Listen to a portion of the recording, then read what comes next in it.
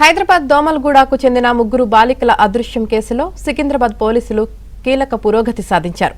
ముగ్గురు చిన్నారులు ఛత్తీస్గఢ్లో ఉన్నట్లు గుర్తించి వారిని కాపాడారు. అనంతరం హైదరాబాద్లోని సఖీ సెంటర్కు తరలించి వైద్య పరీక్షలు చేయిస్తున్నారు. తల్లిదండ్రులు తరచూ గొడవలు పట్టడంతోనే బాలికలు ఇంటి నుంచి వెళ్లిపోయినట్లు సికింద్రాబాద్ డీసీపీ రక్షిత కృష్ణమూర్తి తెలిపారు. ఈ నెల 19న దోమల్గూడకు చెందిన ముగ్గురు బాలికలు అదృశ్యమయ్యారని, పేరెంట్స్ ఫిర్యాదుతో కేసు నమోదు చేసి దర్యాప్తు చేపట్టామన్నారు. 5 ప్రత్యేక బృందాలను ఏర్పాటు చేసి గాలింపు చర్యలు చేపట్టామని ఆమె చెప్పారు. సీసీటీవీ ఫుటేజ్లను పరిశీలించి బాలికల కదలికలను గుర్తించినట్లు డీసీపీ రక్షిత కృష్ణమూర్తి వెల్లడించారు. సికింద్రాబాద్ రైల్వే స్టేషన్కి రిటర్న్ అయిన తర్వాత వాళ్ళు 9:30కి ఉన్న ధన్పూర్ ఎక్స్ప్రెస్ ట్రైన్ని బోర్డ్ చేశారు. సో అక్కడ నుంచి వాళ్ళు నాగ్పూర్ రైల్వే స్టేషన్కి సాయంత్రం ఒక 6:30 ప్రాంతంలో వాళ్ళు రీచ్ అయ్యారు. అక్కడి నుంచి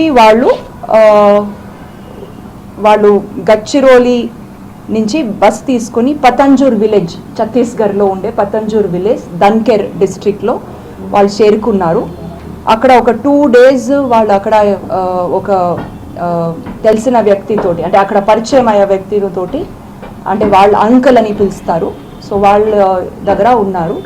సో వాళ్ళ నుంచి మనకి ఇది ఇన్ఫర్మేషన్ వస్తే మేము ఇక్కడ టీమ్ని పంపించేసి ఛత్తీస్గఢ్ పోలీస్ తోటి కోఆర్డినేట్ చేసుకొని ఇమీడియట్లీ అమ్మాయిల్ని మేము అక్కడ లోకల్ సఖీ సెంటర్కి షిఫ్ట్ చేసిన తర్వాత ఈరోజు ఎర్లీ మార్నింగ్ వాళ్ళని ఇక్కడ మన దగ్గర హైదరాబాద్ చేరుకున్నారు. సో మేము కూడా అమ్మాయిల్ని మాట్లాడాము, ఇంకా డీటెయిల్గా ఎంక్వైరీ కూడా చేస్తాము. ఇప్పుడు సఖీ సెంటర్కి కూడా ఇక్కడ కూడా ఒక 2 days మేము పెడుతున్నాము, సో దట్ వాళ్ళకి కౌన్సిలింగ్, వాళ్ళ పేరెంట్స్కి కూడా కౌన్సిలింగ్ ఇచ్చి then we will hand over to the children.